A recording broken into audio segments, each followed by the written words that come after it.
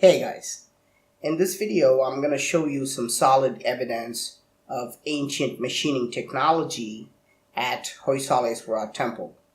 There's something very strange about these pillars. If you look closely, you can see these minute circular marks all around the pillar.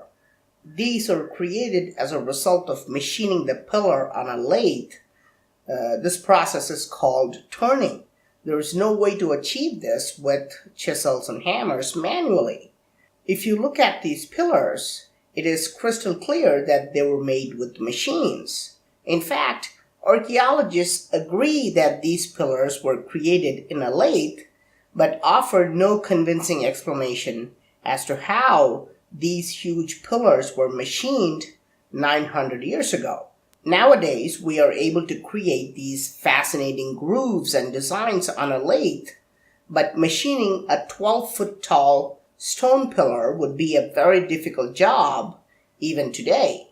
So, how were these pillars created with amazing perfection in ancient times? Did ancient builders use machines and advanced tools just like what we use today? If this is true, is it possible that they also carved these machines or tools in this temple? Here you can see a very strange device in the hands of a god called Masana Bhairava. This clearly represents a type of gear mechanism called planetary gears.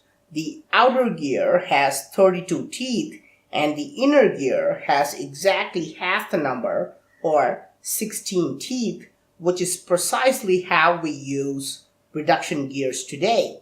If this were just an imaginary tool, how could the ancient sculptors come up with this gear ratio of 2:1? Even more interesting, we can also see a fastener that goes around this mechanism and is locked in the center.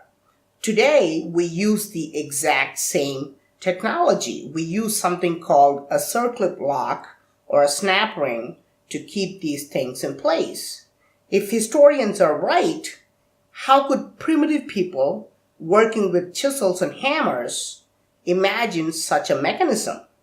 Is it possible that advanced machining technology was used 900 years ago? Is this why we see such perfect pillars?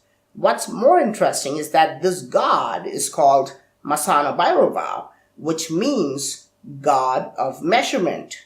Is it a coincidence that the God of measurement is holding an advanced tool? But the best evidence of machining is not on the outside of the temple. Let's go into the deep, dark areas of the temple and see if we can find more evidence. Here is a 7-foot tall god with the most uncanny ornaments. His crown is adorned with skulls which are less than 1 inch wide. I realized that I could pass a small twig through one eye and it would come out through the ear on the other side. The twig can also be passed from ear to ear and also ear to mouth and any way you want. What does that mean? It means that the entire skull is hollow inside. It is impossible to remove the inside of a small sphere, which is only 1 inch wide. Even with modern machines, this would be very difficult, but we know for a fact that creating a hollow sphere inside of such a small rock is impossible with primitive tools. Even more interesting, we can shine a flashlight between his head and crown, and the light shines through. There is a very small gap between the head and the crown.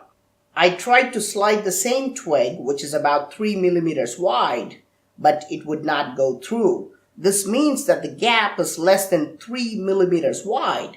How could anyone create a small gap less than 3 millimeters wide with chisels? Is it possible that the small skulls, crown, and other pieces were carved out of separate rocks and then fixed together? No, archaeologists confirm that this 7-foot tall figure is made out of one solid rock. I've always wondered why the carvings in the darkest parts of the temple have the most intriguing details. Here's a woman who's wearing a large, thick necklace. However, if you shine a flashlight, we can see that this is not one necklace but two, because the light passes between the two necklaces. Again, I tried to put the 3mm wide twig, and it won't go between these necklaces. How do we explain these extraordinary sculptures made 900 years ago? Now, the Hoysala temple is famous for housing the 6th and 7th largest monolithic bulls in India. However, in terms of beauty, they are ranked first and second. This is because they look like they have been created with machining precision. For example, look at the level of polishing. You can literally see your face like a mirror. And this is after 900 years of corrosion and damage. So you can imagine how perfect they would have looked at the time they were created. Is it possible that this kind of polishing was done with machines? Today, we use tools like the rotary burr for this level of polishing. If you look at modern-day drilling and polishing tools, they look like this. Were tools like these also used in ancient times? And more importantly, are these tools also shown in the temple's carvings? Here we can see a tool that almost looks identical to the rotary burr in the hands of a deity. Here's another one that's holding a slightly different tool. Note that the devices look the same, but are not identical. The ridges are different. The drilling and polishing tools we use today also have different ridges for different types of outcome.